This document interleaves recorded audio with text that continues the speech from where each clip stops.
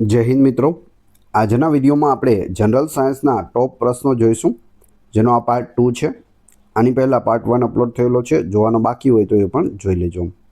છેલ્લે તમારી ટેસ્ટ લેવામાં આવે છે। આ વિડીયોની અંદરથી જ ત્યાં પ્રશ્નો પૂછાય છે, તો વ્યવસ્થિત વિડીયો જુઓ, પૂરો વિડીયો જુઓ અને ટેસ્ટ આપી તમે તમારું નોલેજ પણ ચેક કરી શકો છો। એ સિવાય ફ્રીમાં આની પીડીએફ પણ તમને પ્રોવાઈડ કરાવવામાં આવે છે। કઈ રીતે મળશે તે પણ આપણે આગળ જોઈશું। તો જોઈએ ખૂબ જ અગત્યનો આ વિડીયો। કોષ શું છે? સજીવનો રચનાત્મક અને ક્રિયાત્મક પાયાનો એકમ એટલે સેલ કોષ। કોષની શોધ કોણે કરી હતી? રોબર્ટ હુક દ્વારા 1665માં કરવામાં આવી હતી। જીવંત કોષની શોધ કોણે કરી?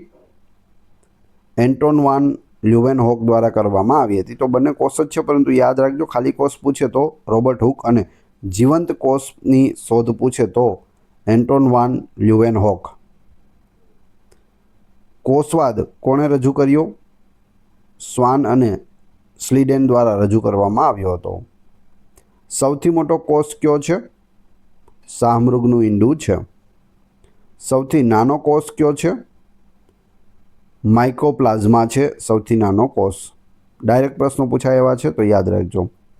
કોષના મુખ્ય કેટલા પ્રકાર છે? ક્યાં ક્યાં? તો 2 પ્રકાર છે, આદિકોષ કેન્દ્રી કોષ અને સુકોષ કેન્દ્રી કોષ। આદિકોષ કેન્દ્રી કોષનું ઉદાહરણ આપો। બેક્ટેરિયા છે તેનું ઉદાહરણ છે। સુકોષ કેન્દ્રી કોષનું ઉદાહરણ આપો। વનસ્પતિ અને પ્રાણી કોષને સુકોષ કેન્દ્રી કોષ કહે છે। કયા પ્રકારના કોષમાં સુવિકસિત કોષ કેન્દ્ર હોતું નથી? આદિકોષ કેન્દ્રી કોષમાં હોતું નથી। કોષરસ પટલનું મુખ્ય કાર્ય શું છે? કોષની અંદર અને બહાર પદાર્થોની અવરજવરનું નિયમન કરવું। કયા કોષમાં કોષ દિવાલ હોય છે? વનસ્પતિ કોષ, ફૂગ અને બેક્ટેરિયામાં કોષ દિવાલ હોય છે। કોષનું શક્તિઘર કોને કહેવાય છે? કણાભ સૂત્રને કહે છે। કણાભ સૂત્રમાં કઈ પ્રક્રિયા થાય છે? કોષીય શ્વસન થાય છે કણાભ સૂત્રમાં। કઈ અંગિકાને કોષની પ્રોટીન ફેક્ટરી પણ કહે છે?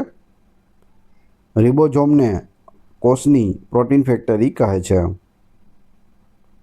કોષની આત્મઘાતી કોથળી તરીકે કઈ અંગિકા ઓળખાય છે?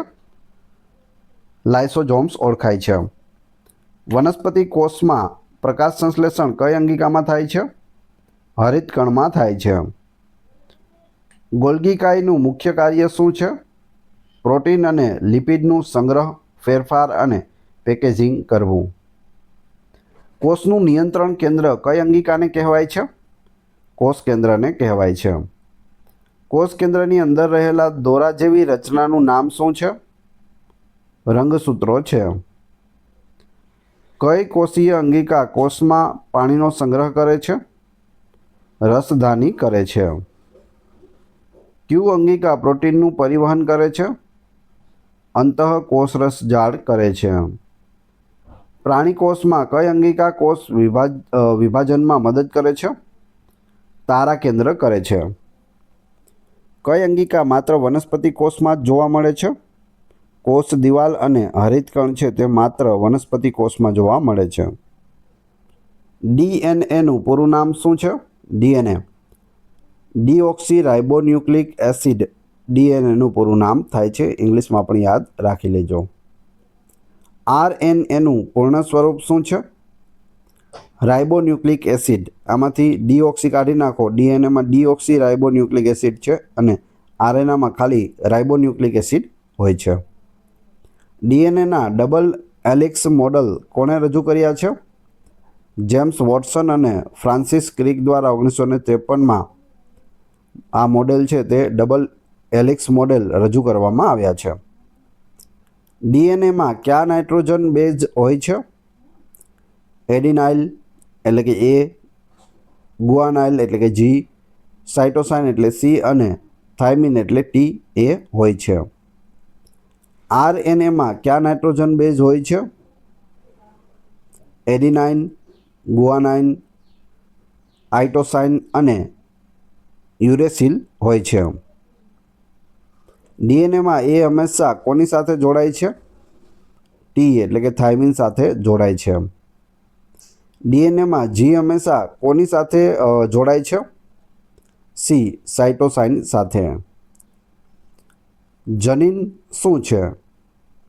ડીએનએનો એવો ખંડ જે કોઈ ચોક્કસ પ્રોટીન બનાવવા માટેની માહિતી ધરાવે છે તેને જનીન કહે છે।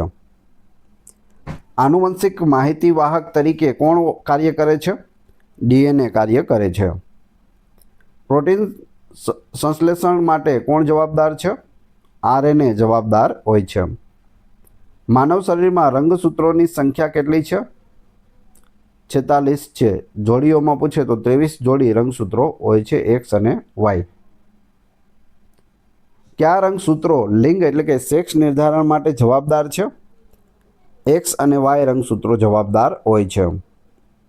પિતાના કયા રંગસૂત્ર દ્વારા બાળકના લિંગનું નિર્ધારણ થાય છે? વાય રંગસૂત્ર દ્વારા। આનુવંશિકતાના પિતા તરીકે કોણ ઓળખાય છે? ફાધર ઓફ જેનેટિક્સ જવાબ આવશે ગ્રેગોર જોહાન મેન્ડલ છે તે ઓળખાય છે। મેન્ડલે તેમના આનુવંશિકતાના પ્રયોગો માટે કયા છોડનો ઉપયોગ કર્યો હતો? વટાણાનો છોડ, પી પ્લાન્ટ। મેન્ડલનો પહેલો નિયમ કયો છે? પ્રભુતાનો નિયમ। મેન્ડલનો બીજો નિયમ કયો છે? વિશ્લેષણનો નિયમ છે। મેન્ડલનો ત્રીજો નિયમ કયો છે? સ્વતંત્ર વહેંચણીનો નિયમ। જનીન પ્રકાર એ શું છે?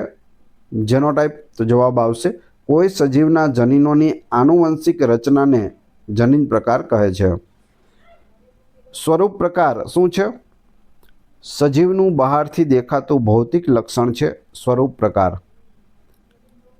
એલીલ એ શું છે? કોઈ ચોક્કસ જનીનના વૈકલ્પિક સ્વરૂપો હોય છે। પ્રભાવી લક્ષણ એટલે શું?